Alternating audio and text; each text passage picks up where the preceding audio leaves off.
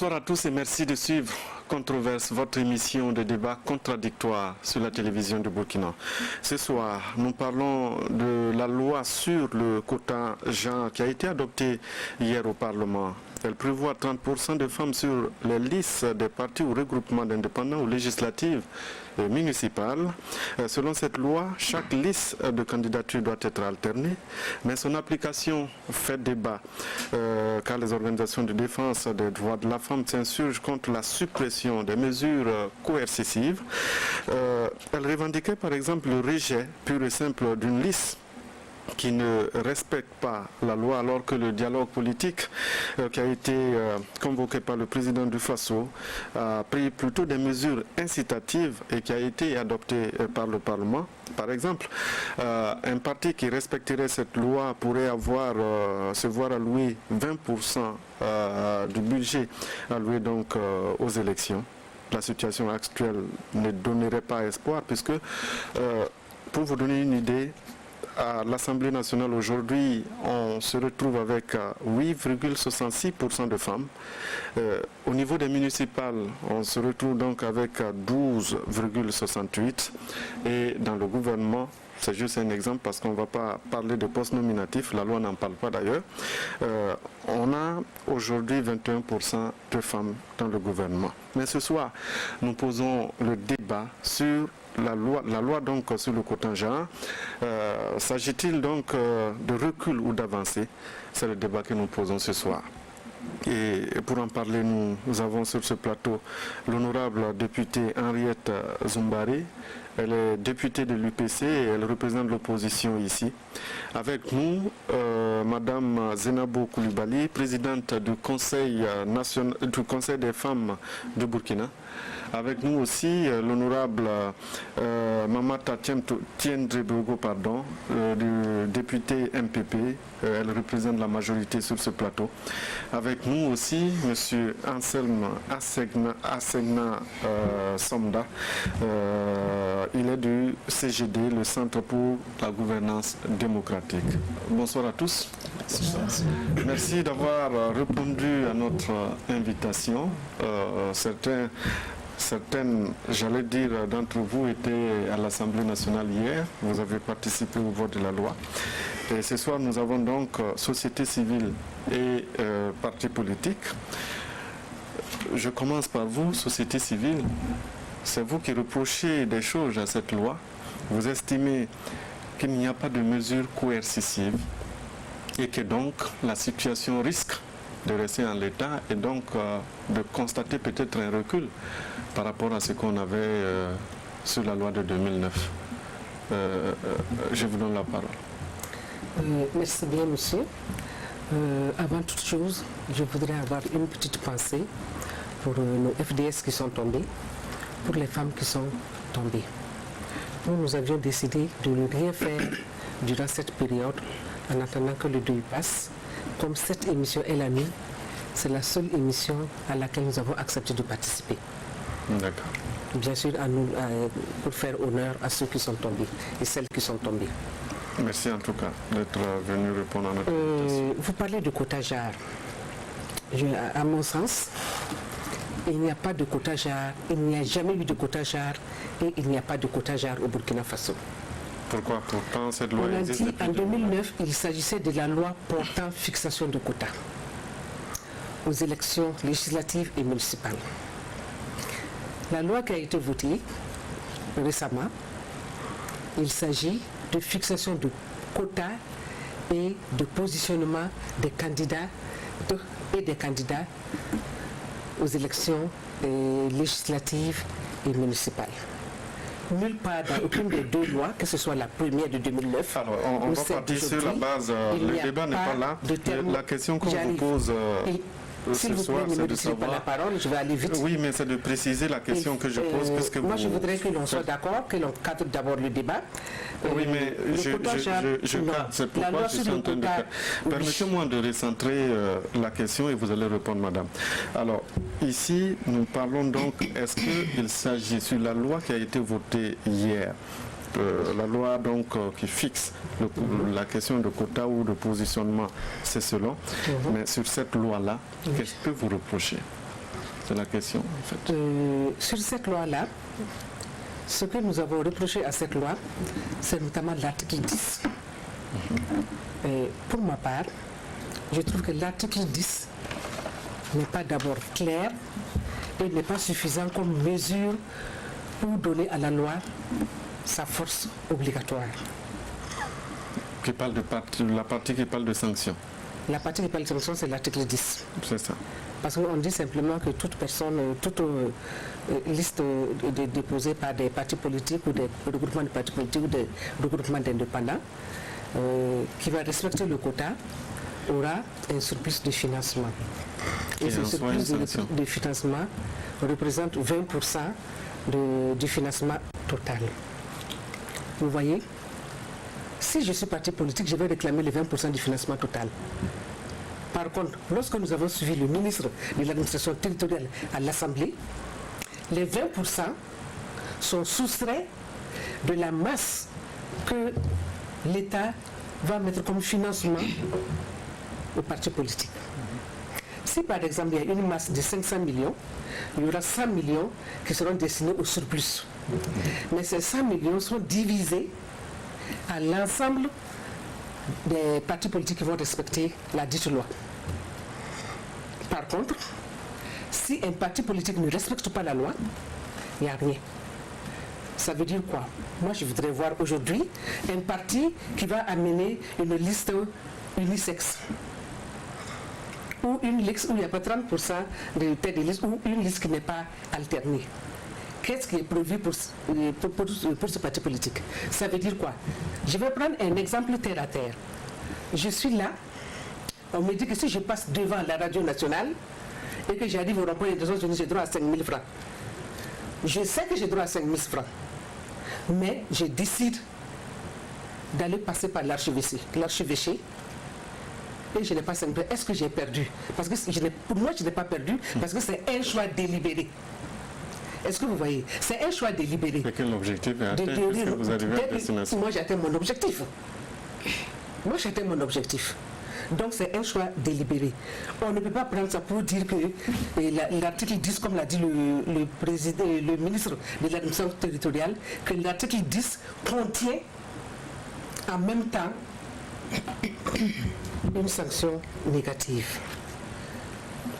Alors, je donne la parole et je dis que c'est touffu, en ce sens que lui-même, il avait des difficultés à expliquer le fonctionnement de cet article 10. Alors, pour expliquer, cette loi n'émane pas du ministre qui l'explique à l'Assemblée nationale, mais plutôt du dialogue politique. Ce sont les partis politiques, opposition comme majorité, qui ont été réunis, qui ont décidé que les choses se passent comme ça. Le ministre n'a fait que défendre et porter le projet. Je vous donne la parole. La parole est à qui veut la prendre. Merci bien. Oui. Nous saluons également la mémoire de tous les disparus liés au terrorisme. Nous souhaitons vraiment prompt rétablissement à l'ensemble des blessés.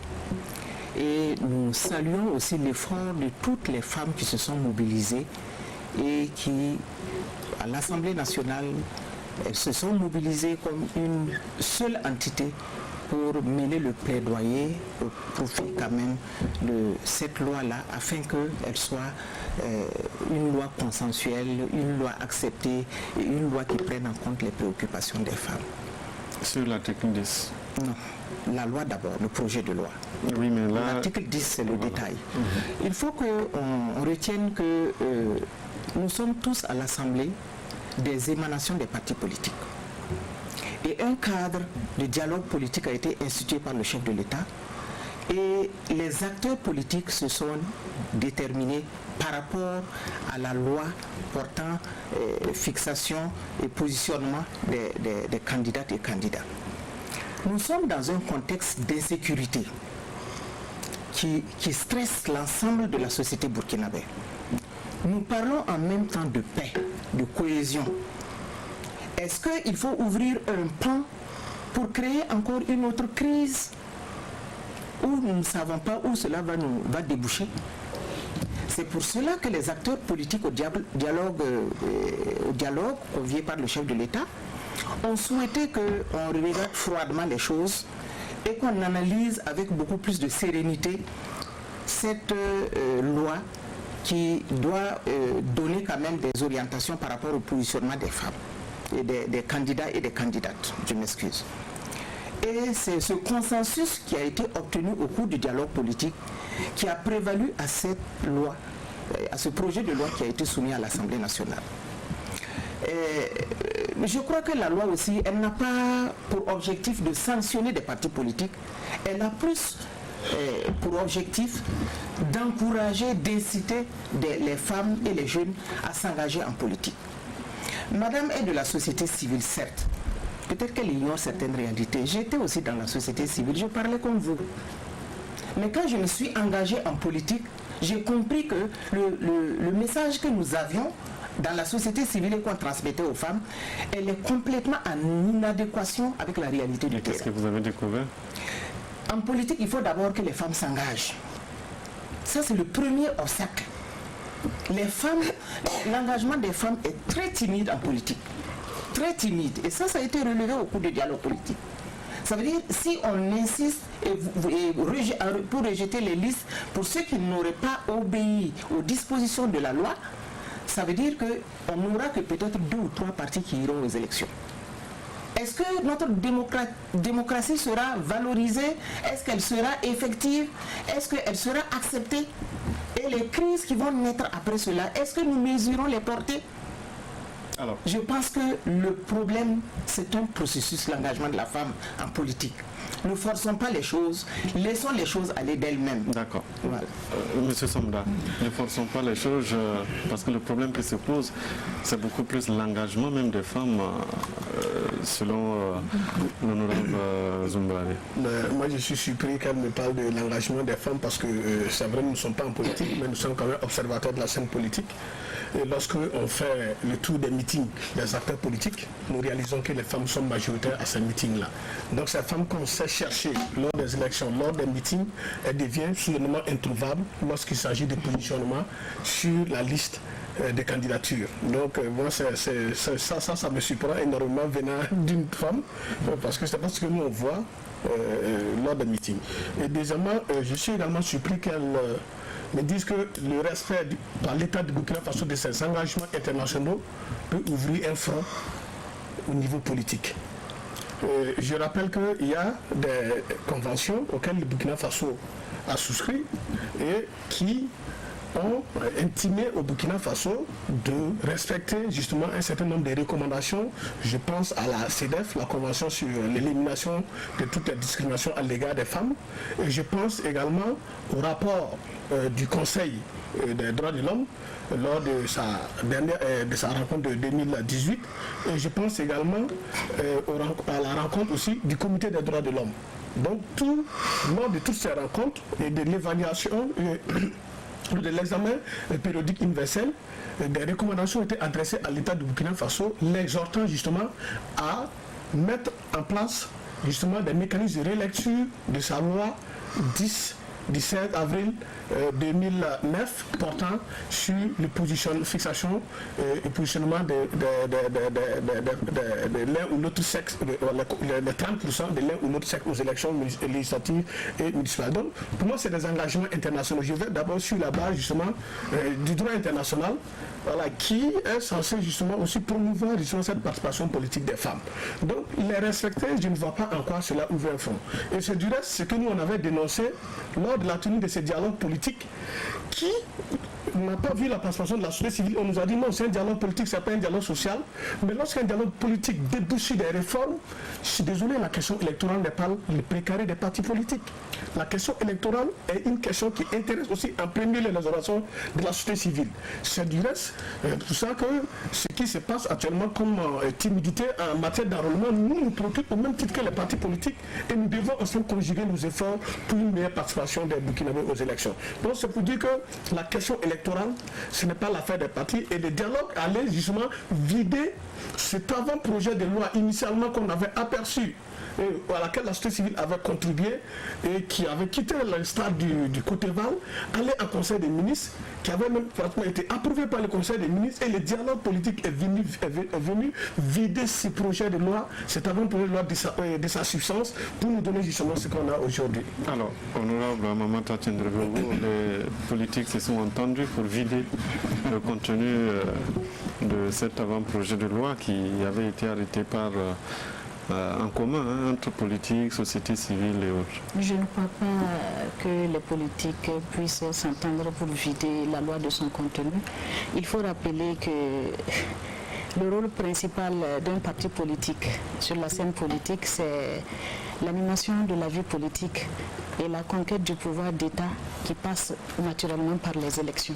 Et ces élections peuvent être des élections municipales, tout comme cela peut être des élections législatives. Par exemple, un parti qui va à la conquête des élections, l'imposer l'un ou l'autre sexe sur sa liste, ça sera aussi une situation, on peut dire, de discrimination, parce qu'ils partent aux élections en confectionnant des listes qu'ils estiment que ces listes vont les conduire à la victoire. Donc s'il y a un critère d'obligation qui vient à imposer à ce parti-là de mettre telle ou telle entité parce qu'il y a une loi qui l'impose, ça devient en quelque sorte à réduire. Le parti peut estimer que ça réduit ses chances d'avoir les victoires, d'engranger les victoires qu'il espère, d'une part, et il peut également aussi que ça réduit son champ de mire en ce qui concerne la personne qui puisse être de sexe masculin ou de sexe féminin. C'est-à-dire qu'une élection, c'est d'abord une compétition. Oui, l'élection, c'est une compétition. Il faut aller avec les meilleures armes. Donc, si le parti estime que c'est Souleymane qui constitue mon arme, vous ne pouvez pas m'imposer Abzeta. La chance de succès. Oui, vous ne pouvez pas m'imposer Abzeta ou Céline. C'est comme elle vient de le dire, le terrain politique est tout autre. Moi également, j'ai milité au niveau de la société civile avant de franchir le pas en politique. Oui, mais est-ce que peut-être vous n'êtes pas dans la dynamique de l'échelle qui aide à monter qu'on casse, pour ne pas laisser les autres monter aussi? Oh, je ne pense pas, parce que je ne pense pas, parce que si c'était le cas, je n'aurais pas aussi eu l'opportunité de monter. Je n'aurais pas aussi eu l'opportunité de cette échelle-là. En haut, et aujourd'hui, il s'agit de défendre maintenant pour que d'autres personnes... Oui, il ne s'agit pas seulement de défendre pour que d'autres personnes montent. Il s'agit aussi de défendre aussi qui me concerne, parce que je pense que jusqu'à présent, on n'a pas encore délimité un âge ou un critère particulier qui puisse m'exempter ou bien m'exclure de la course. Alors, je donne la parole à la société civile. Une élection, c'est une compétition. Oui, et donc, il faut avoir les meilleurs arguments. Imposer serait un peu limiter les chances peut-être des partis ou regroupements indépendants de... J'ai entendu dire qu'on était à la société civile et qu'on avait parlé comme moi. En fait, moi, je n'ai pas commencé par la société civile, j'ai commencé par le politique. J'ai été candidate aux élections législatives en 2002. C'est de la politique que je suis partie à la société civile. Alors, lorsque je vous entends dire des choses comme ça, je dirais que c'est vraiment dommage. La situation sécuritaire du Burkina Faso ne peut pas empêcher l'État d'honorer ses engagements. Si quelque chose peut provoquer une crise, c'est le fait de ne pas honorer ses engagements qui peut provoquer une crise parce que ça entraîne une crise de confiance entre le dirigeant et le dirigé. Madame l'honorable, je suis surprise de vous entendre dire ce que vous venez de dire.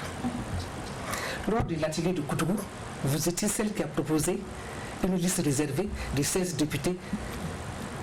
Et là, vous avez fait ça. On va y arriver et je vais donner la liste réservée. On va y arriver. Peut-être fait peut-être beaucoup plus mal que la liste alternée, puisque c'est une liste qui est uniquement réservée aux femmes. Est-ce que vous voyez? En ce temps, le parti politique a l'obligation de mettre des femmes. Est-ce que vous voyez? Lorsqu'on parle de liste alternée, mais ça dépend des provinces. Ça dépend des provinces, ça dépend de ceci, etc., etc. On peut mettre une personne en tête de liste. Il suffit que si un homme est en tête de liste, après c'est une famille qui sera en tête de liste, tant pour les élections, tant pour les titulaires que pour les suppléants. Donc je ne vois pas en quoi ceci va nuire à un parti politique. Je ne vois pas en quoi le fait de prendre une loi sur le quota va altérer plutôt la qualité ou empêcher un parti politique de gagner une place quelque part. Nous tous, nous savons ici que les partis politiques ont des statisticiens. Ils font de la statistique.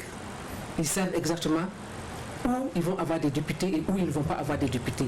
Donc, ils savent où placer les têtes de liste hommes, ils savent où placer les têtes de liste hommes, c'est-à-dire que vous soupçonnez que les partis regardent là où ils ont la chance, par exemple, de remporter... Même s'ils ne font pas de la probabilité, ils savent exactement qu'ils mettent des hommes, où par sont exemple, leurs où ils ont la forces. chance, en fait. Où sont leurs forces? Est-ce que vous voyez? Ils savent où sont leurs forces. Et par rapport c'est là qu'ils ne mettront pas de femmes, c'est là qu'ils vont mettre peut-être des hommes en tête de liste et pas des femmes en tête de liste. Si on tient un tel langage. Non, je ne suis pas d'accord avec ça. Alors, M. Somda. Ok, moi, par rapport, je veux réagir au propos de l'honorable Tendrebobo qui dit que pourquoi imposer à un parti... Justement, parce que c'est une compétition. Parce que c'est une compétition. Je prends un exemple. Ce qui est juste aussi. Non, on est d'accord que les élections, c'est une compétition. Et on comprend. Et justement, c'est à cause justement de la rigueur de cette compétition que nous disons qu'il fallait que la loi ait un caractère contraignant.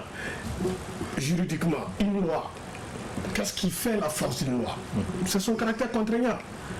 Si une loi n'est pas contraignante, je ne sais pas qui se retrouverait dans l'obligation de l'appliquer. Ça, c'est la réalité des êtres humains. D'ailleurs, même quand elle est contraignante, on cherche même à la contourner, à plus forte raison quand elle n'est pas contraignante.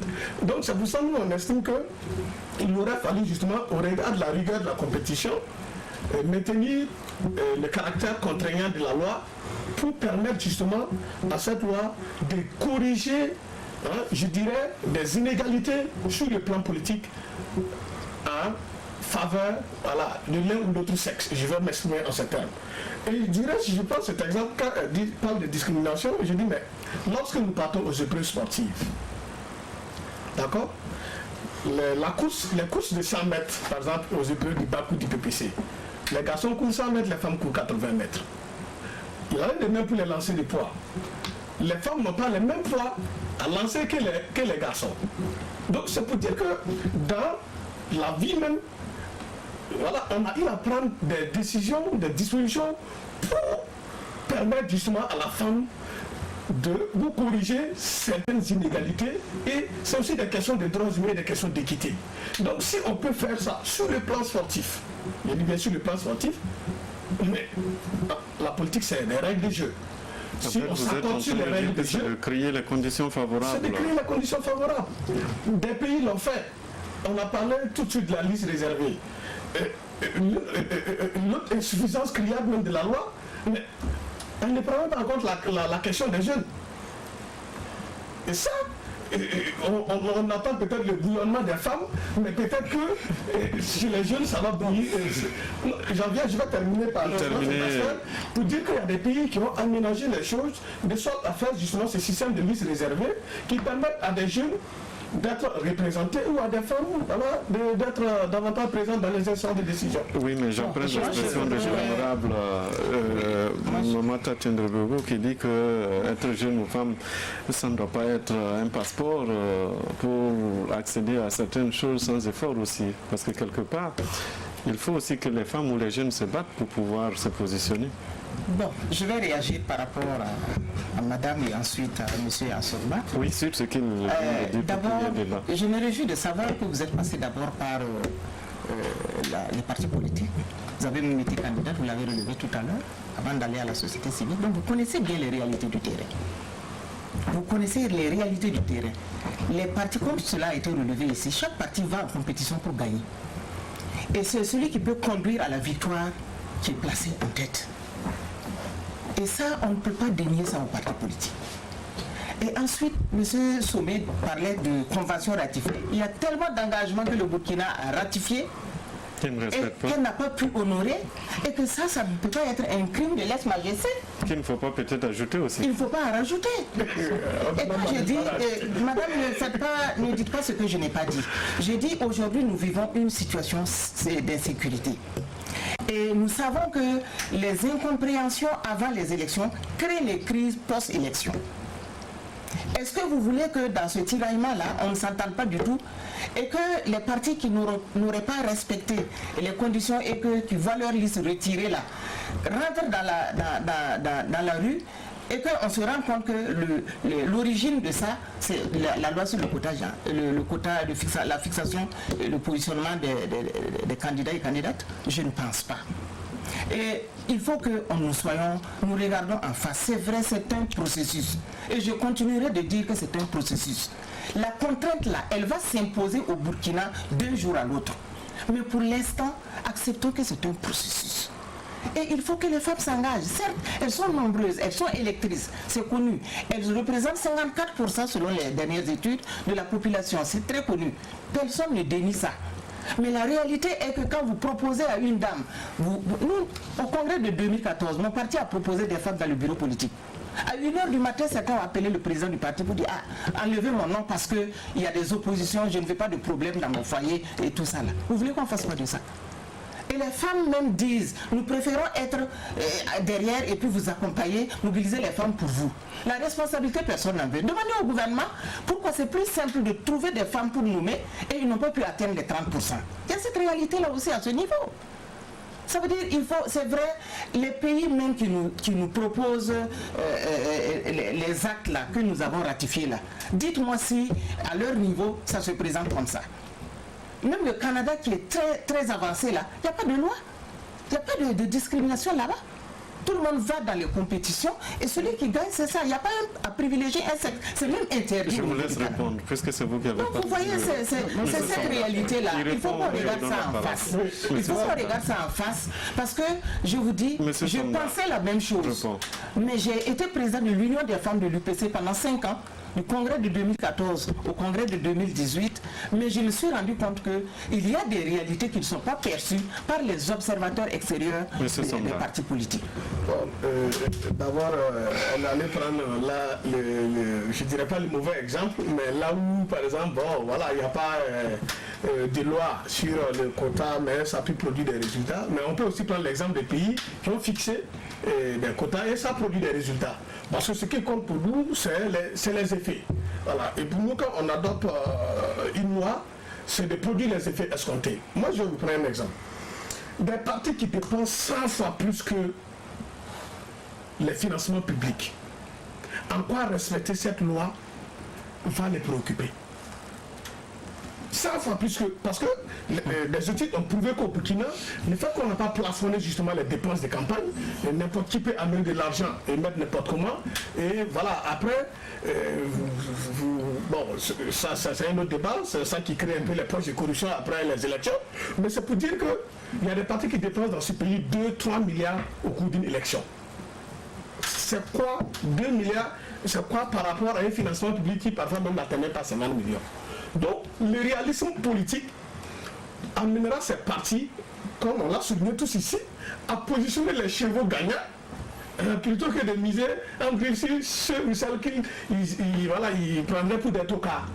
Voilà, donc ça c'est une réalité. Et c'est pour ça que nous disons il faut mettre des dispositions contraignantes. Des pays l'ont fait, je pense au Rwanda, je pense au Botswana, il y a des pays, il y a des exemples. Et de bons exemples en l'espèce, et ces parlements-là ne fonctionnent pas. Qui n'ont peut-être pas les réalités du Burkina. Du Burkina, oui. Pourquoi le Rwanda, pourquoi le Rwanda est différent du Burkina? Non, le Rwanda a une histoire. Il a commencé cette partie. Non, il y a combien d'hommes qui ont disparu au Rwanda? Il ne restait que les femmes et les enfants. Il ne restait que les femmes et les enfants. En matière de participation politique des femmes, les Burkinabés avaient peu de leçons à recevoir des gens. Oui, sous la révolution déjà, beaucoup de choses étaient faites dans ce sens. Parce que dans le gouvernement, sous la Révolution, on avait déjà 20% de femmes. Donc, c'est pour vous dire que ce pays était sur les rails.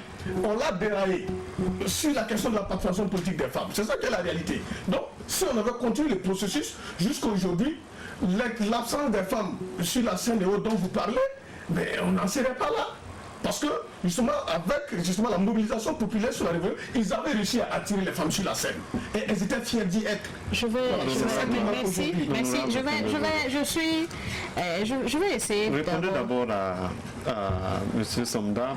Oui, par rapport à ce qu'il a parlé en ce qui concerne le Rwanda. Oui. Quand les gens prennent l'exemple, ils prennent l'exemple du Rwanda, de la Namibie, et du Botswana, du Kenya, par exemple. Moi, j'aurais souhaité que quand on prend l'exemple de ces pays-là, qu'on tienne compte de l'histoire sociologique de ces pays-là. Le Rwanda, au-delà de tout ce qu'on peut dire, le Rwanda, c'est un pays qui vient de loin. Il y a eu la guerre. Les hommes exterminés pratiquement. Il restait les femmes qui devaient prendre les rênes et les enfants.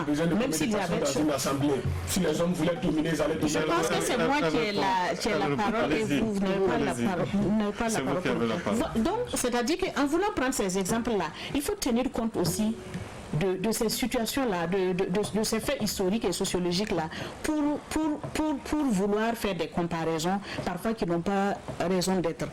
Et si vous me permettez, je vais répondre à madame qui dit que j'ai été celle qui a parlé de la liste alternée, et plutôt de la liste réservée à Koudougou. Madame, si vous vous rappelez, comme vous avez ouvert le débat, je vais vous dire, à Koudougou, j'étais, si vous me le permettez, j'étais l'une des plus réalistes par rapport à la loi sur le quota genre. Mais je dois dire qu'ici, oui. Ce n'est pas une question d'individu. Non, puisqu'elle a dit, si vous me permettez, puisqu'elle a très bien dit que j'ai été celle qui avait proposé la liste réservée. Je suis en train de dire que peut-être même au sein du parti, vous n'êtes pas d'accord avec ce que vous défendez, mais vous êtes venu. Je suis d'accord avec ce que je défends, parce que quand moi j'ai une conviction et quand je me bats pour quelque chose, je vais jusqu'au bout. Oui, mais ici c'est des entités, on va et c'est pourquoi dans ce cadre-là, moi je vais rappeler à madame que lorsque nous avons discuté à Koudougou, et elle a été présente, et nous avons discuté, on a fait un tour de table pendant 2 jours ou 3 jours, et il y a des réalités que chacune de nous a observées sur le terrain et même pendant les réflexions qu'il n'y a pas lieu de rappeler ici. Et c'est pourquoi, face à ces réalités, je fus l'une de celles qui a dit: et si on pensait à la liste réservée? Parce que ça a été une proposition qui avait été faite lors du dialogue politique. Alors, et que du fait du temps, on n'a pas pu en discuter. Autre chose parce qu'on ne va pas revenir sur le débat Koudougou. On va avancer. Pourquoi vous, parti politique, vous refusez? Quelle garantie vous donnez aujourd'hui pour dire que ce pourcentage fixé par la loi sera respecté s'il n'y a pas de sanctions, si vous refusez les sanctions? Moi je crois que c'est vrai, ce projet de loi issu du dialogue politique où le consensus s'était mis d'accord autour de dispositions qui sont contenues dans le projet de loi. Moi j'ai conduit une liste dans mon parti politique. Et dans mon parti, nous étions 4 à conduire les têtes de liste dans les provinces. Vous pensez que c'est parce que nous sommes des femmes qu'on nous a positionnés? D'abord, la volonté était déjà manifestée, affichée au niveau du parti. Et je crois que c'est là-bas que le combat doit se poursuivre. Les états-majors des partis doivent, et je pense qu'avec tout le plaidoyer qui a été organisé, chacun sait désormais qu'il n'est plus question d'occulter la présence des femmes dans leur dispositif. Et ce n'est pas la loi qui m'a conduit à conduire la tête de liste de la province, comme les autres femmes d'ailleurs.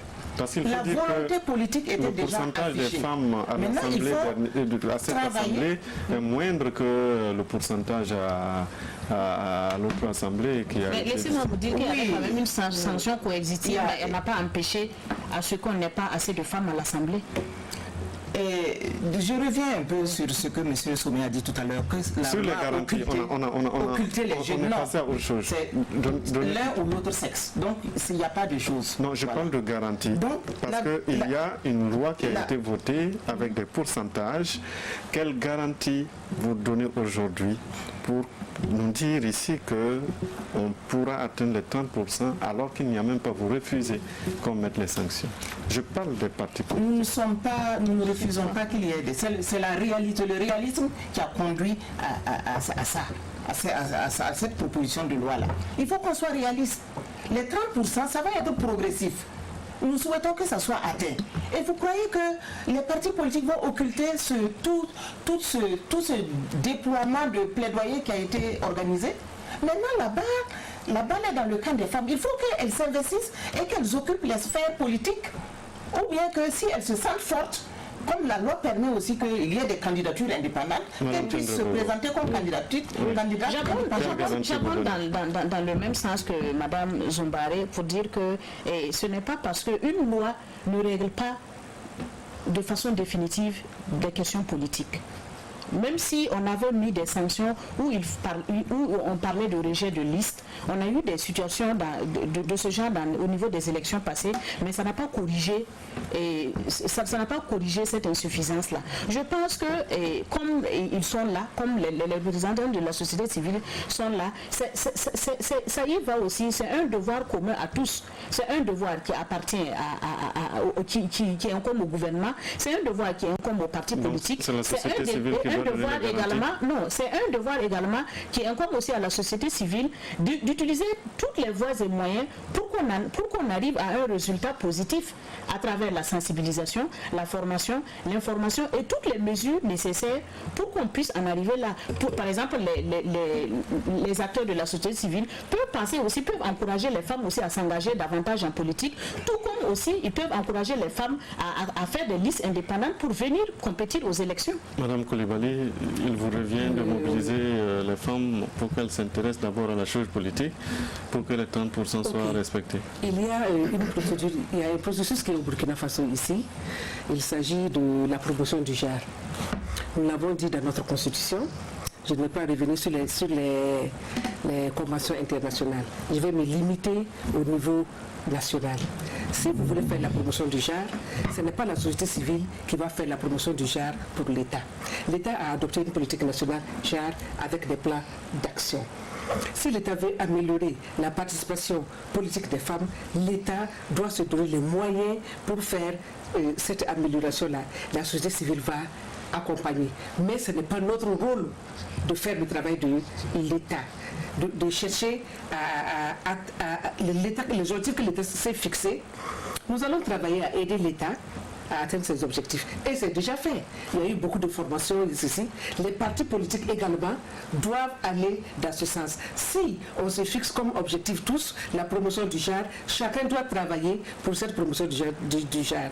L'État, les partis politiques, la société civile. S'il y a une loi sur le quota, les partis politiques doivent se donner les moyens de respecter cette loi-là. Ce n'est pas parce que c'est une compétition qu'il ne faut pas de loi pour réglementer cette compétition. Il faut la réglementer. On ne va pas compétir n'importe comment. Il faut la réglementer. Les partis politiques ont l'obligation. Donc il ne revient pas à la société civile de mobiliser les femmes et la société civile les intéresser à la chose politique, mais il revient ce n'est pas comme si c'était à nous de le faire. Nous accompagnons. La société civile accompagne. Mais il appartient à l'État, il appartient aux partis politiques de tout faire pour respecter les lois qui sont fixées pour les élections. C'est-à-dire, la société civile doit chercher les femmes pour les amener dans son parti, pour pouvoir respecter cette liste alternée. À partir du moment où il y a un texte de loi qui est là, les partis politiques doivent se donner les moyens de respecter ce texte-là. Ce n'est pas la société civile qui va faire ça pour les partis politiques. Nous défendons les droits de la femme. Nous voulons aussi également la participation des femmes. Nous allons jouer notre partition. Nous allons sensibiliser. Nous allons informer. Nous allons... Je vais dire que c'est comme si on va créer des... Comment dirais-je? Qu'est-ce que je vais dire là?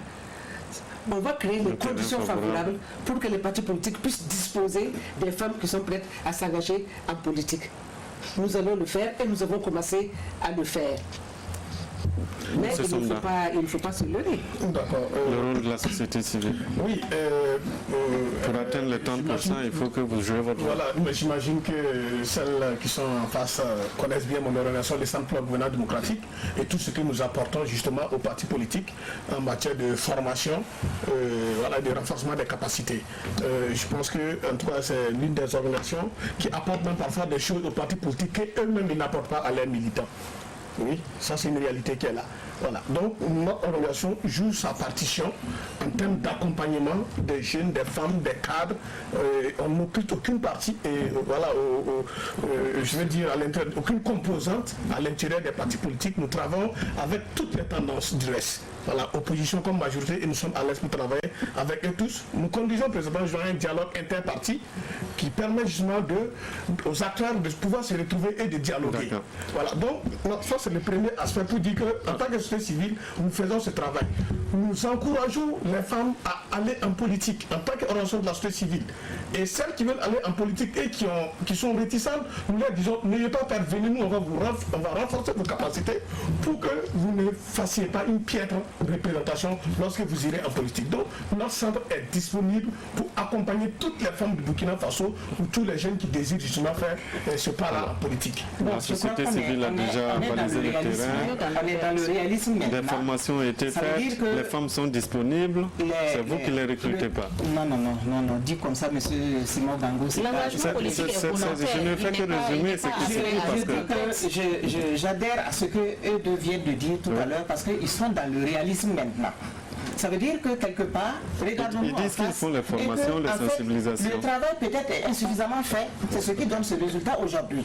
Donc ça veut dire que ça nous interpelle toute composante, jusque-là, politique, ce n'est pas encore suffisant. Société civile, pour que le travail soit plus encore accentué et que nous puissions vraiment avoir beaucoup plus de femmes qui sont engagées et qui acceptent vraiment s'afficher et qui se positionnent dans les circonscriptions électorales. Je crois que c'est surtout cet aspect-là qui doit être vraiment éminemment renforcé, parce que on reconnaît aujourd'hui, c'est insuffisamment fait. C'est peut-être ça qui donne certainement ce résultat-là. Donc du coup, ce n'est la faute de personne si les femmes ne s'engagent pas. De sensibilisation et de formation. Je suis désolé, mais un parti politique a des fonctions. Ok. Voilà.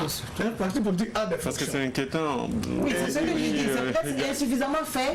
C'est pour ça que nous avons ce résultat aujourd'hui. Personne ne respecte. Nous, en tant que société civile, notre rôle n'est pas de recruter des militants pour les mettre à la disposition des partis. Non, nous ne vous demandons pas ça. Ce n'est pas ça notre rôle. Nous ne vous demandons pas ça. S'il vous plaît, on va parler. Votre rôle en tant que parti politique, surtout des partis qui se réclament des partis politiques de masse, ont l'obligation justement d'aller à la conquête justement des militants.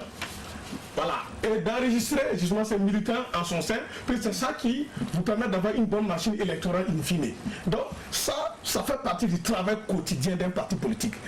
Le marché est permanemment, ils sont permanemment en marché, en mercato si on peut le dire ainsi, pour parler un peu comme les footballeurs. Non, ça, c'est en matière de recrutement de cadres, de militants, de débats, etc. Ça devait être le travail quotidien. C'est au quotidien dans les partis politiques. Peut-être que vous n'avez pas les données, c'est pour ça que vous parlez et vous semblez... Vous semblez dire que... Non, c'est insuffisamment fait. Il faut que ça soit plus politique. C'est certainement parce que c'est insuffisamment fait. Les formations ne sont pas assez. Les femmes n'ont pas bénéficié de suffisamment d'outils de formation pour se convaincre qu'elles doivent s'engager dans la vie publique. Sinon, le recrutement là, chaque parti politique a sa stratégie de recrutement et ça se fait au quotidien. On n'attend pas que ça soit dicté par la société civile pour qu'on le fasse. Les femmes ne sont pas c'est une démarche quotidienne. C'est une démarche quotidienne. S'il vous plaît, ça devient une causerie de grève. Aujourd'hui, il y a une loi. Aujourd'hui, je dis c'est effectif que nous devons aller à la conquête des militants, puisque c'est grâce aux militants que nous arrivons à conquérir l'électorat et tout. Mais il faut aussi qu'on se dise que quand on est femme et qu'on s'engage en politique, ce n'est pas parce que je viens pour être député, ce n'est pas parce que je viens pour être maire, ce n'est pas parce que je viens pour être conseiller. Quand on est femme et qu'on s'engage, on vient pour participer à l'animation de la vie politique, on vient pour apporter quelque chose qui touche au changement. Ce n'est pas parce que forcément on est maire, c'est pas parce qu'on est mairesse, c'est pas forcément parce qu'on est conseiller municipal, c'est pas forcément parce qu'on est député, c'est pas parce qu'on occupe un poste électif qu'on participe de façon active à la vie militante de son parti. Sauf que là, vous dites qu'il n'y a pas assez de femmes pour promouvoir. Non, nous n'avons pas dit qu'il n'y a pas assez de femmes. Nous avons remis un peu en cause la participation ou la timide engagement ou le timide engagement des femmes en politique. Et ça, c'est avéré, que ce soit même au niveau des OSC, quand ils le disent, quand eux, ils demandent à former, quand ils viennent, quand ils sortent pour la sensibilisation, pour la formation, quand ils recrutent, quand ils accompagnent les jeunes, quand ils les invitent à la formation, vous voyez même déjà l'engagement des jeunes femmes. Vous voyez que c'est peu par rapport aux jeunes hommes. La dernière fois, nous étions à un atelier et j'ai même fait le cas, je pense que Mme Zombaré était présente. J'ai dit qu'on parle de l'engagement des jeunes, on parle de l'engagement des femmes. Mais vous voyez déjà même ici, nous sommes combien à être des jeunes ici et il y a combien de femmes? Si par exemple dans ce lot-là, il doit sortir des jeunes filles qui vont être engagées, par exemple sur ça, on avait à peine deux ou trois filles. Bon, du jour au lendemain, même si elles vont s'engager, ce n'est pas parce que... Oui, l'engagement est volontaire, même si il faut susciter quand même l'engagement. Au niveau des partis politiques, ça fait partie aussi de notre travail, de nos stratégies au quotidien. Mais ça ne veut pas dire que, par exemple, moi je suis allé appeler X de venir être militant dans mon parti, que je dois lui promettre que demain elle va être députée, que demain elle va être mairesse, que demain elle va être... Alors, messieurs de la société civile, ils vont prendre la parole parce que ça fait un bout de temps. On vous dit, je résume, hein, votre travail n'est pas suffisant, vous ne suscitez pas suffisamment de cadres, de femmes compétentes, de femmes engagées dans la politique pour qu'on puisse les positionner. D'abord, moi je suis surpris que ces propos viennent des femmes issues des partis appelés Griffe des Baobabs. Ça ne traduit pas tout à fait ce que nous avons. Parce que c'est ce que vous venez de dire. Ils vont réagir, après vous allez rectifier peut-être. Moi, en tout cas, jusqu'à ce qu'elles me disent ça, je ne m'attendais pas à ce qu'un parti comme... Vous avez au moins compris la même chose que moi. Oui, j'ai compris la même chose que vous. Voilà, un parti comme le NPP ou l'UPC soit en crise en matière de militantes femmes, que ce soit des cadres ou de militants à la base. Moi, je suis surpris par ça. Mais moi, en même temps, je vais retourner peut-être autrement la question, puisqu'elle parle apparemment des difficultés à mobiliser des femmes, des jeunes au profit des partis. Pour moi, la question, c'est pourquoi les jeunes aussi... Il n'est pas question de mobilisation. On parle de candidature. On parle de candidature. Il y a plein de femmes, il y a plein de jeunes. D'accord, voilà. Je dis, mais pour moi, je pose la question peut-être autrement, c'est une réflexion. Mais c'est peut-être de comprendre aussi pourquoi est-ce que le jeu politique est fait de sorte à ce que des femmes, ou bien des femmes, je vais m'en tenir aux femmes d'abord, sont réticentes aussi, soit à s'engager ou à se positionner. Ça, c'est une question que je pense que les partis politiques devraient aussi faire leur introspection, pour essayer de comprendre ces phénomènes-là. Et non attendre uniquement de la société civile qu'elle débloque cette situation. On peut s'accompagner dans ce sens. Deuxième élément, pour terminer, j'avais évoqué, parce que ça, je ne voulais pas laisser passer ça, j'avais évoqué l'absence de la prise en compte de la question des jeunes par la loi. On m'a dit que c'est vrai, on parle d'hommes et de femmes. Maintenant, on parle de l'un ou de l'autre sexe. L'un ou l'autre sexe. Oui, bon, il y a combien de sexes? On a deux sexes, on n'a pas besoin de me corriger. On a deux sexes. Tout le moment où nous avons deux sexes. C'est ce que la Constitution même reconnaît. Et le mariage, c'est entre deux sexes, masculin et féminin. Donc, pour l'instant, nous parlons de politique. Voilà, pour moi, je dis c'est aussi une erreur grave au niveau de cette loi, de ne pas prendre en compte la dimension jeune. Parce que vous êtes député, quand vous rentrez à l'Assemblée, vous regardez ces photos de l'insurrection qui est portée par la jeunesse. Je pense aussi à ces images de ces femmes le 27 octobre, à ces femmes qui sont sorties nombreuses. 2014. Et vous regardez ces images et vous regardez dans notre Assemblée, il n'y a pas un jeune de moins de 35 ans et ça n'offusque personne.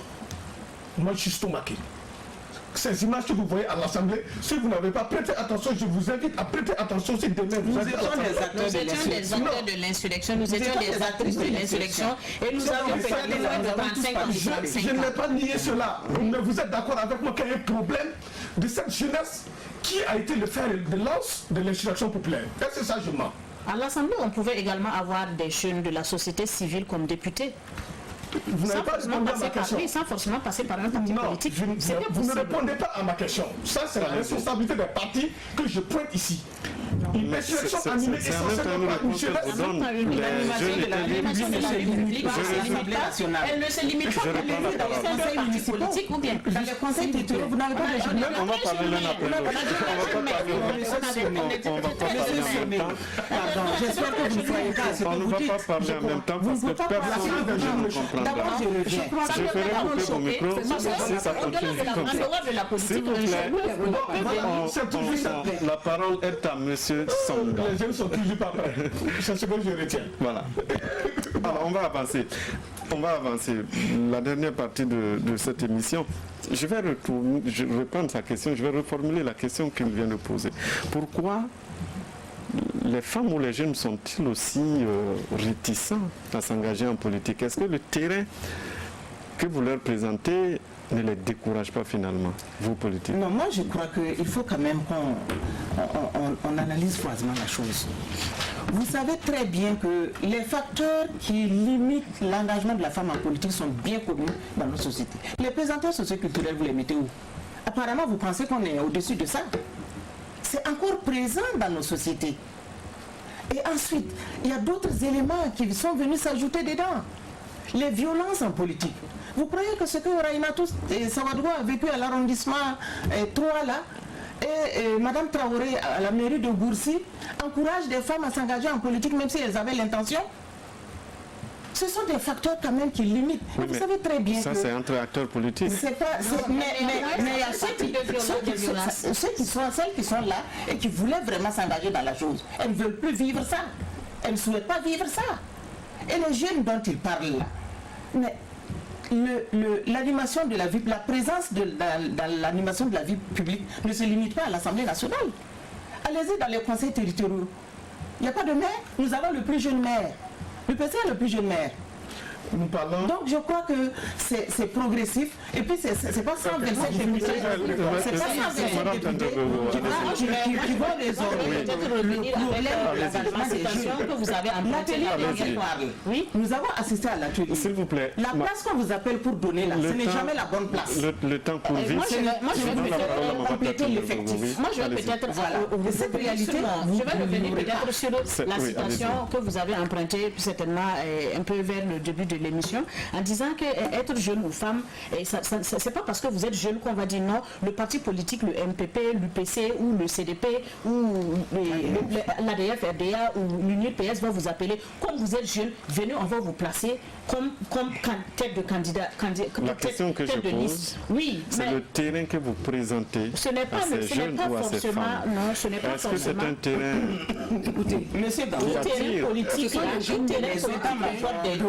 les états-majors des partis politiques travaillent à ce qu'il y ait l'implication effective des jeunes et des femmes dans la politique. Certes, il y a des insuffisances et il les appartient de travailler pour impliquer ces femmes et ces jeunes-là. Mais ce n'est pas pour autant qu'on doit s'asseoir et puis attendre qu'on vous appelle. Non. On vous écoute. Une place ne s'offre pas. Est-ce que les partis politiques même ne découragent pas finalement les femmes et les jeunes à s'engager? Les partis politiques, je ne dis pas que les partis politiques découragent comme ça les jeunes. C'est vrai, dans le jeu politique, il y a pas mal de choses qu'une femme pourrait ne pas supporter, ou bien qu'une femme supporterait mal par rapport à un homme. Elle a parlé tantôt des violences faites à certaines femmes en milieu politique. Il y a des violences faites aux hommes aussi en milieu politique. Mais l'homme et la femme ne réagissent pas de la même manière. Je dirais que les partis politiques, en fait les acteurs politiques qui sont je vais m'adresser directement aux partis politiques, je dirais qu'il faudrait aussi que le milieu politique soit assaini, que des règles soient établies de telle sorte que certaines choses ne puissent pas arriver. Si cela n'est pas fait, Si cela n'est pas fait, s'il y a toujours des violences, s'il y a des abus, je veux dire, s'il y a par exemple du harcèlement sexuel à l'égard des femmes, les femmes ne vont pas venir en politique. Mais c'est la responsabilité des hommes politiques. C'est la responsabilité des hommes politiques. Vous parlez des jeunes. Aujourd'hui, ce sont les jeunes qui sont en train de réclamer un quota aussi pour les jeunes. S'ils ne sont pas prêts à donner à la politique, ils ne vont pas réclamer un quota. S'il n'y a pas de jeunes disponibles pour faire de la politique, ils ne vont pas réclamer un quota pour les choses. Je crois qu'il y a une loi qui a été votée. Nous sommes sur la loi sur le quota. Il y a une loi qui a été votée. Ça veut dire qu'il y a un cadre qui est défini pour l'implication des femmes en politique. Les partis politiques cette loi devait être en sorte que les partis politiques aient l'obligation de la respecter. Et il appartient aux partis politiques de se donner les moyens de respecter la loi. Ce n'est pas la société civile qui va leur donner les moyens de respecter la loi. Il leur appartient de respecter cette loi. Monsieur Somda. Vous avez dit que c'était un consensus du dialogue politique. Mais pourquoi la loi a été retirée? Si c'était consensuel depuis le dialogue politique, pourquoi la loi a été retirée le 10 décembre? Pourquoi? Mais qu'est-ce qui a bougé? On en a parlé. Pourquoi ça a été retiré? Donc il ne fallait pas la retirer tout simplement. Vous allez réagir. Pourquoi? Monsieur Somda, je voudrais qu'on reste sur le dialogue politique, ce sont les partis politiques qui se sont retrouvés alors que la loi permet la candidature indépendante. Et ces indépendants, ce ne sont pas des acteurs politiques. Ce ne sont pas des acteurs politiques. Quand ils vont se déclarer comme acteurs politiques, on va les impliquer dans le dialogue politique. Pour l'instant, le dialogue appartient aux politiciens et c'était dans ce seul cadre-là qu'elle était discutée. Je veux dire là-bas. Ça, je vous ai dit, quand il y a un dialogue débouché de réformes, ça veut dire que la société civile avait sa place parce que, je l'ai souligné ici en début d'émission, la chose politique, la chose électorale, ce n'est pas la chasse gardée des partis politiques. Ça nous intéresse tous. Parce que de la qualité des élections, de la qualité des dirigeants, dépendra de la qualité de la gouvernance. Donc c'est pour ça, en tant qu'acteurs, nous nous intéressons de près à tout ce qui est réforme, que ce soit autour des élections ou réformes politiques ou administratives ou économiques de façon globale. Et moi, je vais revenir un peu sur... on a parlé tantôt de la question des jeunes. La réponse qui m'a été proposée ici, et j'avoue que je suis plus que choqué parce que quand on en vient à dire que les jeunes, la place, on ne va pas vous offrir une place parce que vous êtes jeune ou on ne va pas vous offrir une place. Et j'assume, mais une place ne s'offre pas. Je suis entièrement d'accord. Mais moi, je connais des jeunes. Moi, je suis d'accord que ce soit pour la femme ou la jeunesse, que ce soit pour les femmes ou pour les jeunes, moi, je ne demande pas qu'on les offre des cadeaux. Non, l'idée n'est pas qu'on les offre des cadeaux, qu'on les donne des choses qu'ils ne méritent pas. Mon idée n'est pas ça. Nous savons que dans les champs politiques, il y a, quand un parti politique fait une sélection de ceux qui doivent représenter, c'est en fonction aussi du dynamisme des uns et des autres. Quand vous prenez les jeunes, vous dites que oui, on ne va pas les donner. Tout le monde sait le rôle que les jeunes jouent dans les partis politiques. Malheureusement, comme ils n'ont pas le pouvoir financier, la capacité financière parfois nécessaire, on les réduit à l'affichage, au collage des affiches. Moi, je connais des jeunes qui sont en politique, ça vaut 20 ans. Mais jusqu'à présent, les premiers responsables politiques n'ont pas encore grandi. Ils ne sont pas encore prêts. Alors que les acteurs, et ce qui est d'autant plus surprenant, c'est que les acteurs qui nous gouvernent, ils sont arrivés aux affaires quand ils avaient moins de 30 ans. Et ils ont vieilli dans les affaires depuis lors. Alors, on a passé l'heure de l'émission, nous allons... faire confiance à la jeunesse. Merci à vous, M. Somda. Nous avons passé l'heure de l'émission, donc nous passons à la phase interactive. Et nous avons M. Léon Dabiri qui nous appelle de Ouagadougou. Bonsoir. Bonsoir, monsieur. Nous vous écoutons. Voilà, je voulais intervenir sur cette question de quota-genre. Voilà, parce que bon, moi je trouverais que bon, c'est juste une hypothèse de colle, hein, parce que vous m'excuserez beaucoup, mais pour ma compréhension, je dirais que cette question de quota-genre ne sera d'aucune réalité au Burkina Faso.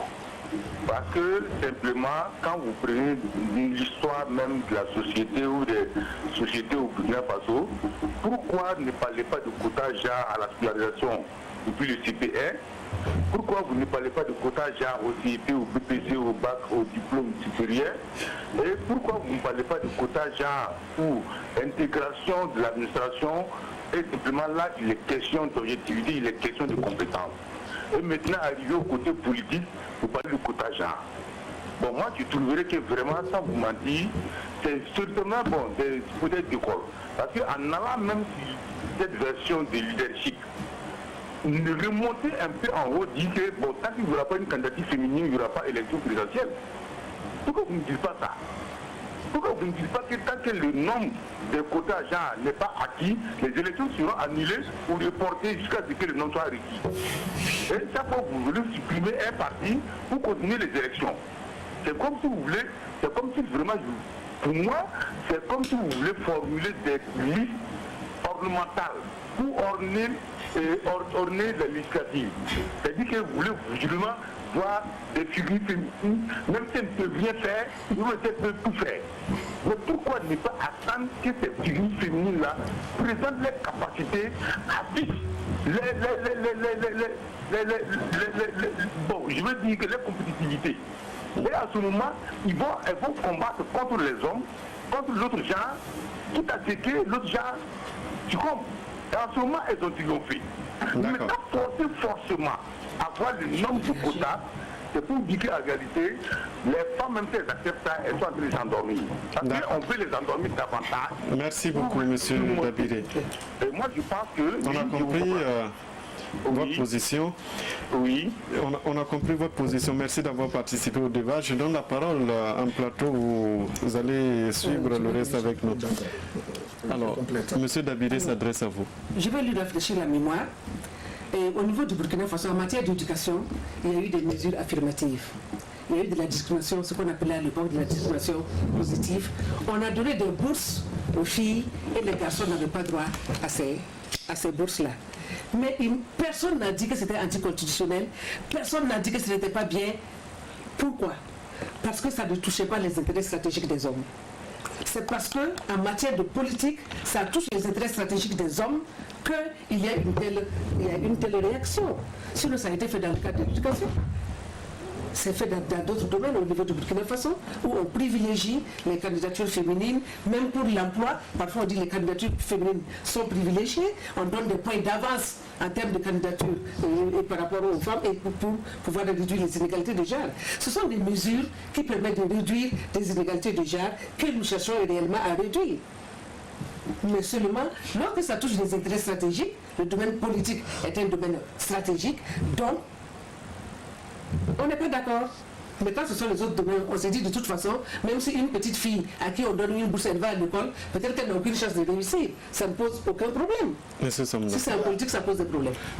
Merci d'abord à Zéna pour l'exemple qu'elle vient de prendre sur les bourses. Mais je voudrais compléter d'abord en faisant comprendre à mon parent, M. Dabiré, que d'abord le fait de parler du leadership féminin en politique, il faut reconnaître une chose, c'est une manière d'endormir la femme a besoin, quand on dit il faut corriger ça, quand la femme est en politique, elle doit développer peut-être 3, 4 ou 5 fois plus de capacités que ce dont l'homme n'a pas besoin pour exceller en politique.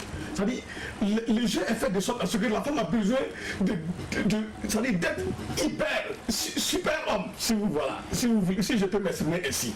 Et ça, c'est les règles que les hommes ont mis en place, qui créent cela. Deuxième élément que je voudrais souligner, il parle de, quand nous voulons qu'on mette des femmes incompétentes.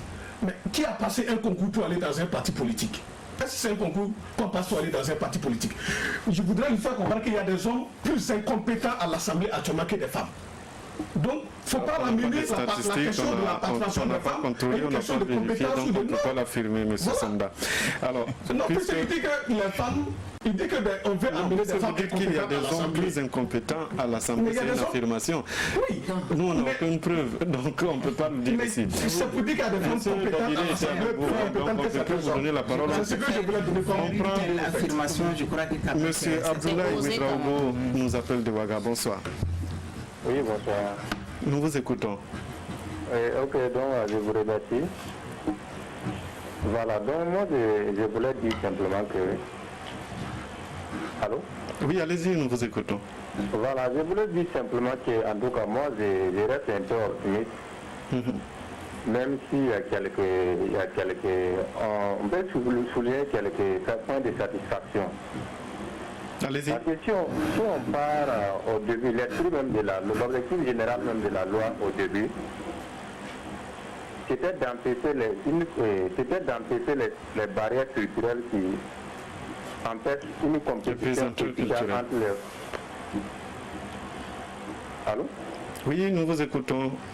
Voilà, qui empêche une compétition équitable entre les hommes et les femmes en politique et partant de contribuer au renforcement de la démocratie par une implication effective de tous aux différents niveaux de la vie politique et administrative. C'est-à-dire, de manière spécifique, c'était de réduire les cas considérables qui existent entre les hommes et les femmes dans la gouvernance politique. D'accord.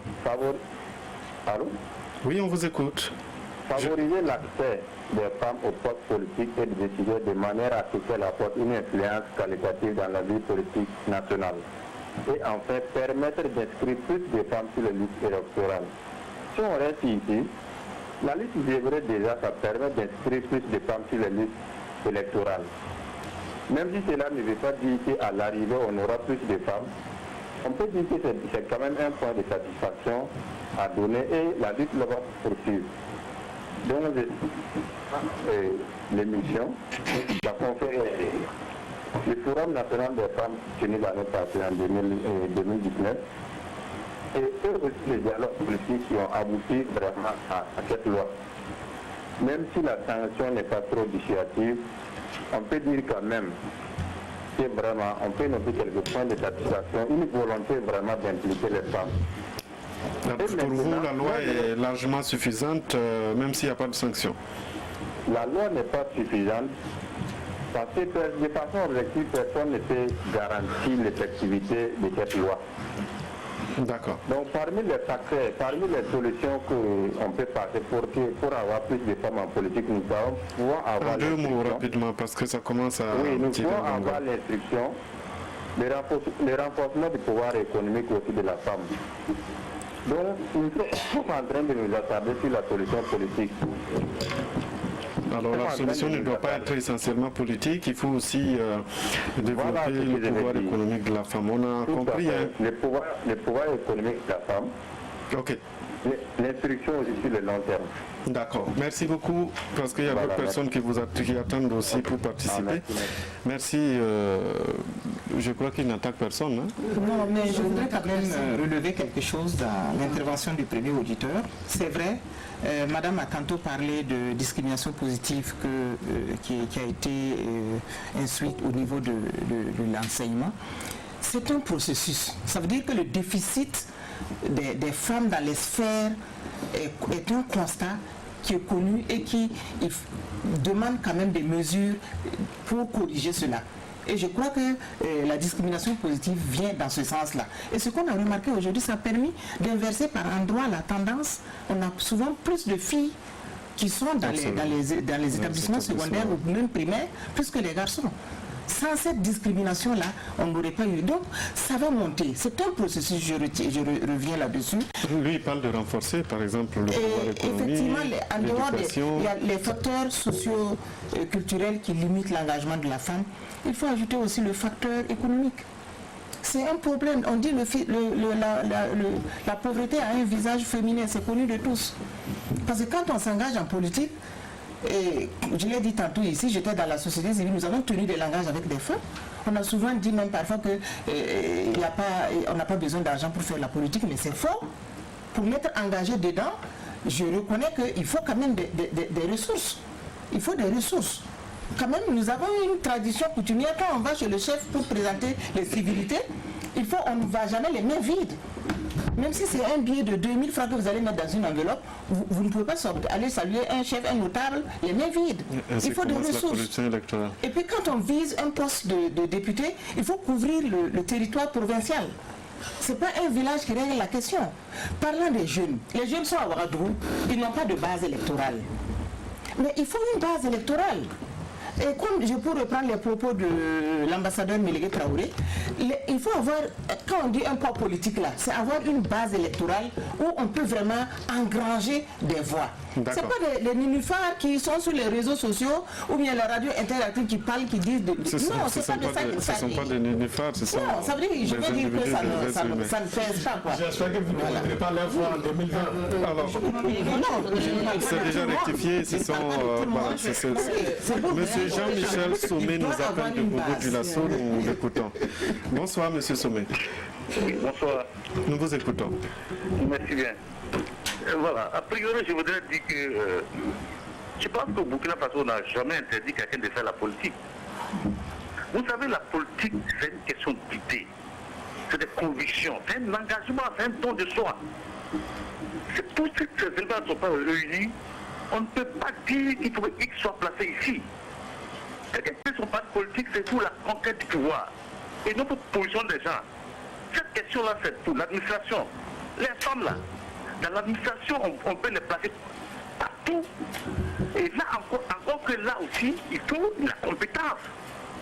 Donc, il faudrait que les gens comprennent les choses. Tant que, moi, je pense plutôt comment il faut faire pour intéresser la femme à la chose politique. Parce que dans cette affaire-là, c'est délicat. Demandez aux gens qui sont allés sur le terrain, ils ont vu des choses. C'est compliqué. Et vous, de la société civile, la façon dont vous parlez, ce n'est pas la politique. Vous avez parlé des choses de la période de la Révolution. Oui, nous avons suivi ça. Mais pendant la Révolution, les femmes ont été nommées. Nous ne pouvons pas accompagner la Révolution. Et lorsqu'un parti politique arrive aux affaires, il peut nommer des femmes compétentes.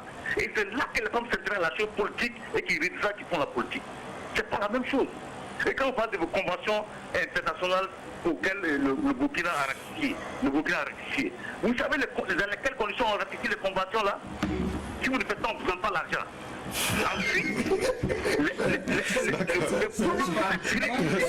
Merci, monsieur Sommet. On a compris ce que vous voulez avancer. Je donne la parole à... Je suis quand même surpris par les positions de mes parents parce que... ils disent que ça, s'ils ne donnent pas l'argent. Ça s'appelle la réelle politique. Monsieur Sommet, c'est pas... Vous avez la parole. Nous ne sommes pas dans une bulle. Nous sommes dans la société civile, mais vous savez bien qu'on est partenaires de tous ces partis politiques-là et nous travaillons ensemble sur pas mal de thématiques. Donc c'est pour dire que c'est vrai, on n'est pas à l'intérieur, mais on a des feedbacks quand même de ce qui se passe un peu à l'intérieur. Donc c'est pour dire que... Ce qu'il dit, il peut se traduire en chiffres aussi, hein, parce qu'aujourd'hui on a quoi, 170 partis au Burkina environ. On se retrouve avec 5 partis dirigés par des femmes. Ouais. Quelque part aussi, ça veut dire que ça bouscule pas. Oui, non, les lignes bougent. C'est là où je souscris à l'idée dont Madame l'honorable a fait cas en disant que c'est un processus. C'est vrai, dans un processus, il y a une façon d'imprimer la cadence. C'est ce que je veux dire. Si on ne vous positionne pas, peut-être, pourquoi ne pas prendre la tête d'un parti et puis bon, mobiliser assez de femmes pour vous positionner à ce moment-là. C'est une option. Vous ferez du 70-30. On a vu des femmes qui ont fait ce choix-là. Oui. Je pense encore à Sarah Sérémé en 2012. Voilà, qui a fait le choix de démissionner, de créer son parti et voilà, de se battre. Voilà, donc, pour moi, c'est un choix. L'objectif, ce n'est pas de créer des partis unisexes, que des partis, les femmes soient dans des partis qu'elles ont créés pour pouvoir se positionner. Ce n'est pas ça. Ce n'est pas parce qu'on est chef de parti qu'on n'est pas. On va être forcément sur les. Si vous n'avez pas de visibilité, il faut vous créer la visibilité. Il faut avoir de la visibilité. On peut ne pas être chef de parti et avoir de la visibilité. Si on est assez dynamique à l'intérieur d'un parti, on peut avoir de la visibilité. Bien sûr, votre visibilité ne va pas aller rendre invisible le chef du parti, bien sûr, mais vous pouvez être bien visible et avoir la possibilité de vous battre à l'intérieur et de vous positionner sur une liste électorale. Je crois qu'il ne faut pas amener le débat sur ce genre de terrain-là. Les femmes peuvent vraiment créer des partis ou elles peuvent faire des candidatures indépendantes. Je crois que même qu'il faut peut-être encourager ces candidatures indépendantes-là aujourd'hui, si elles en ont les moyens, pour qu'elles puissent aller se positionner comme des candidates indépendantes. Si elles passent, ça va bien sûr augmenter le nombre de femmes députées, par exemple à l'Assemblée nationale, ou le nombre de femmes conseillères au niveau des communes. Mais je crois qu'il ne faut pas voir dans la loi sur le quota comme si on veut amener de l'incompétence ou bien quelque chose qui ne cadre pas avec le Burkina Faso. Je vais revenir toujours sur les conventions internationales parce que dans la CEDEF, il est bien dit que les stéréotypes... C'est juste pour avoir de l'argent. Les stéréotypes qui sont là, on demande à l'État de prendre des mesures pour réduire l'effet de ces stéréotypes-là sur la participation politique des femmes, pour pouvoir bien réduire les inégalités de genre. Donc, je ne vois pas pourquoi cette loi sur le quota aujourd'hui pose tous ces problèmes-là. Non, c'est parce qu'il y a de la mauvaise volonté quelque part. C'est parce qu'il y a de la mauvaise volonté quelque part. Quand je ne vous donne pas la parole, c'est parce que les intervenants défendent la même position que vous. Donc, bien souvent, pour que ça ne soit pas déséquilibré. Il y a quand même des éléments, par exemple, lorsque le second auditeur... En entendant le prochain appel. Oui, le second auditeur a fait cas d'une des innovations quand même majeures de la loi, qu'il ne faut pas qu'on oublie ou du moins on le jette du revers de la main. C'est l'innovation par rapport à la liste zébrée. Parce que depuis, on se plaint sur...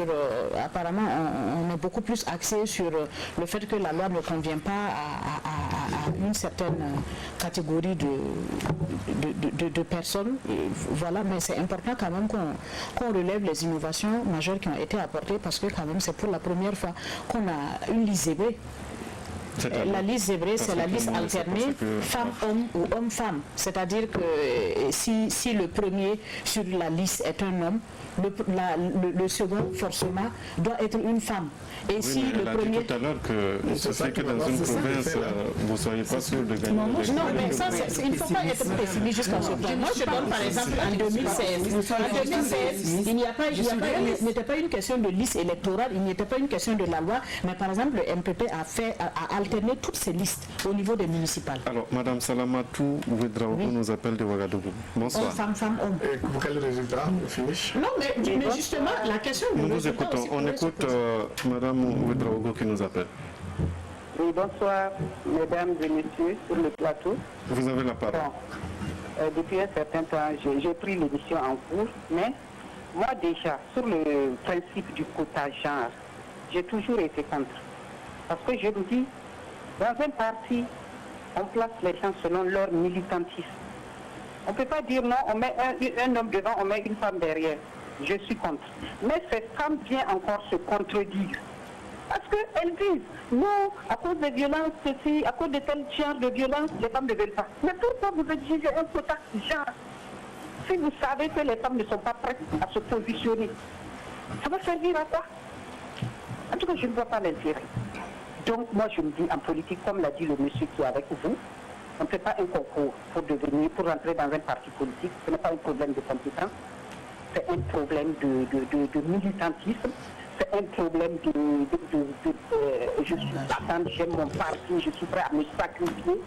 C'est sur cette base qu'on doit placer les gens. Si une femme est prête, elle milite bien dans son parti, elle défend les idées de son parti, on peut le placer en technique. Mais on ne peut pas venir tenir mordicus genre. Ça ne doit même pas exister dans notre langage. D'accord. Non, parce que je suis comme que je vais venir dire qu'on me place en deuxième position, en troisième. Ici, je ne fais rien de bon pour mériter cette place. Donc vraiment, moi, je me dis non. Merci. Ça ne tourne pas, elle se contredit elle-même. D'accord. Merci à vous, Madame Ouedraogo. Personne ne se contredit ici. Nous n'avons jamais dit qu'il faut aller simplement parce qu'une femme est une femme, qu'il faut la prendre et venir la mettre sur les listes électorales, sur les listes de candidature. Il y a des femmes qui sont engagées en politique. Il y a des femmes qui sont engagées en politique. Et il y en a qui cherchent à se mettre sur les listes de candidature et qui sont, on leur met des bâtons dans les roues, si je peux m'exprimer. Nous avons eu des cas comme ça lorsque nous avons fait des tournées de sensibilisation. Nous sommes partis tomber sur un cas, je crois que c'est dans les Cascades, où une femme, tout le monde était d'accord qu'elle mobilisait. Elle avait ses capacités et tout, mais à la dernière minute, les gens ont voulu enlever son nom sur la liste de candidature. Nous avons dit aux femmes, regroupez-vous, battez-vous ensemble, sur le nom ou son nom est sur la liste où vous n'êtes pas d'accord. Lorsque les femmes ont menacé de quitter le parti en question, ils ont mis cette femme-là sur la liste et elle est passée. Donc il n'y a pas que la compétence qui seulement. C'est parce que c'est une femme qu'on voulait tout simplement la lever. C'est une discrimination à l'égard basée sur le sexe. Donc, moi j'ai dit que les femmes, il y a suffisamment de femmes compétentes dans les partis politiques que si on veut vraiment faire des listes à partir des compétences et des dynamismes des femmes, on peut trouver des femmes et puis les mettre. Je ne dis pas que forcément au niveau rural, ce qui concerne les élections municipales, que l'on va forcément trouver toutes les femmes dont on a besoin, mais si on cherche bien, on va trouver. D'accord. Il faut que les partis politiques fassent des efforts, encore des efforts, pour pouvoir respecter cette loi qui est là. La loi sur le quota ne favorise pas les compétences, pas du tout. Bon, d'accord. Moi, je voudrais souligner qu'il y a trois choses fondamentales dont la volonté politique est déterminante. Il s'agit de la participation politique des femmes. Pour moi, c'est aussi une question de volonté politique. Il y a des questions comme... Elle dit, sa position est claire. Il n'est pas question de chercher coûte que coûte à positionner des femmes. Mais nous non plus ici, on n'a jamais dit sur ce plateau de promouvoir des femmes médiocres. Il faut le mériter à travers son engagement, à travers sa manière de... On n'a jamais dit sur ce plateau qu'il faut promouvoir des femmes médiocres. Je ne pense pas que quelqu'un a une fois sorti cette phrase-là, de promouvoir des femmes même si elles sont médiocres. Notre idée, c'est pas ça. Nous disons que les femmes, quand vous prenez, je dis, la femme pour qu'elle puisse percer entre griffes en politique, elle a besoin de faire peut-être 3 fois, 4 fois ou 5 fois plus qu'un homme. C'est ce type de mécanisme mis en place par les hommes qui freinent l'avancée des femmes que nous demandons de lever ce type de balises-là. Mais est-ce que ce n'est pas les mêmes conditions? Non, ce n'est pas les mêmes conditions. Ce n'est pas les mêmes conditions. Celles qui sont engagées en politique vous diront, la femme en politique doit faire 3 ou 4 ou 5 fois plus que l'homme pour pouvoir se faire une place au soleil. Donc c'est tout ça qui rend difficile sa participation en politique. Et c'est ce que nous demandons qu'on corrige à travers justement des dispositions législatives. Ce sera la première observation. La deuxième observation, il y a une piste que Mme Zongo a explorée tout à l'heure. Mme Koulibaly plutôt, Ine Zongo. Moi, c'est l'alternative des candidatures indépendantes. Pour moi, aujourd'hui, je pense que le CGD va en faire un cheval de bataille, voir comment ces femmes qui ont des difficultés à se faire des places, comment est-ce qu'on peut les cocher, les encadrer et promouvoir ces candidatures indépendantes-là qui peuvent s'ériger en alternative. François Ilboudou nous appelle de Ouagadougou, ça sera le dernier intervenant. Bonsoir. Bonsoir. Nous vous écoutons. Excusez-moi, parce que moi j'ai un problème dans cette émission. Je ne sais pas si on parle de la condition de la femme ou bien on parle de la condition des jeunes et de la femme. Alors, les deux à la fois. Voilà, les deux à la fois. Concernant ce que la dame de l'UPC a dit, concernant la jeunesse, je pense que c'est dommage d'avoir cette façon de voir les choses. C'est pas pour rien qu'on dit de les garder au niveau de l'Assemblée nationale. Moi, j'ai eu la chance d'aller là-bas très souvent et j'ai parcouru le truc. Vous n'allez pas voir un vieux de 30 ou 50 ans qui est sur l'image là. C'est des jeunes, c'est les sureurs et les sans avenir qui se sont battus parce qu'ils voulaient un changement. Et je suis un peu peiné de voir la représentante du MPP qui dit que il faut le conquérir. C'est parce que la jeunesse a conquéri, c'est parce que la jeunesse a fait faire partie de Blaise Compaoré qu'eux ils sont là-bas aujourd'hui. Donc il faut, parce qu'on parle, il faut d'abord réfléchir à ce qui s'est passé. Il fallait que des gens vous se mettent devant les femmes pour qu'aujourd'hui vous puissiez être là où vous êtes. Ça c'est un premier point. Je me rappelle que sous la transition, je ne sais pas si c'est des lieux, on a voulu placer une femme à la tête du pouvoir. Les gens ont dit non. Ça veut dire qu'il y a des présenteurs culturels qui ne le permettent pas. Si vous le faites, un jour, les gens vont dire qu'ils ne sont pas d'accord. Vous faites comment? On a pris l'argent avec les Blancs, mais quand les Blancs, c'est comme on dit, quand on t'envoie là, il faut savoir t'envoyer toi-même. Toi-même, tu vois la réalité sur le terrain. Les femmes sont compétents, c'est vrai, mais ça va venir avec le temps.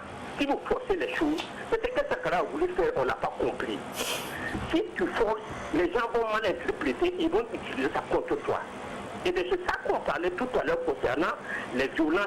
Parce que tu vois, je ne peux pas être un homme, et je ne sais pas perdu dans le Burkina profond qui n'a jamais parlé, compris dans le sang, le sexe, quoi, pour poser tout le bazar qu'on met dedans. Et puis, ma femme devient, ça va être mal compris. D'accord. Continuez la sensibilisation et ça va venir. Merci. On continue. Donc vous proposez qu'on continue la sensibilisation et ça va venir. Merci à vous. Nous apprécions vraiment. En 30 secondes. Bon, c'est dommage que l'auditeur pense autrement. Nous n'avons jamais dénié le grand rôle que les jeunes ont joué lors de l'insurrection populaire. Au contraire, ce sont les grands piliers même de nos partis politiques. Non, nous ne pouvons pas dénier ça. Mais nous disons, pour être candidat, il faut avoir un poids politique quelque part, avoir une base pour une circonscription électorale. Nous apprécions positivement l'action du CGD en faveur des partis politiques dans le cadre de la formation, mais nous ne leur demandons pas de se substituer aux partis politiques. Nous connaissons bien leur rôle et nous respectons leur rôle. Nous apprécions leur accompagnement dans nos partis politiques. Malheureusement, le temps qui nous était imparti est arrivé à terme. Merci à vous, honorable Henriette Zoumbari, d'être venu sur ce plateau. Vous étiez là au nom, vous êtes député UPC, vous étiez là au nom de l'opposition. Merci à vous, Madame Zinabou Koulibaly, vous êtes présidente du Conseil des femmes de Burkina. Vous étiez là aussi sur ce plateau. Merci à vous, honorable Mamata Tchendrebougou. Vous êtes député MPP, vous étiez là au nom de la majorité. Merci à M. Anselme Assegna Somda, vous êtes du Centre pour la gouvernance démocratique. Et merci à vous tous qui nous avez suivis, vous qui avez appelé, qui avez participé à cette émission, à toute l'équipe technique, toute l'équipe de préparation et d'animation. Le journal tout à l'heure, la dernière édition du journal c'est pour tout à l'heure. Merci et bonne suite de programme sur la RTV.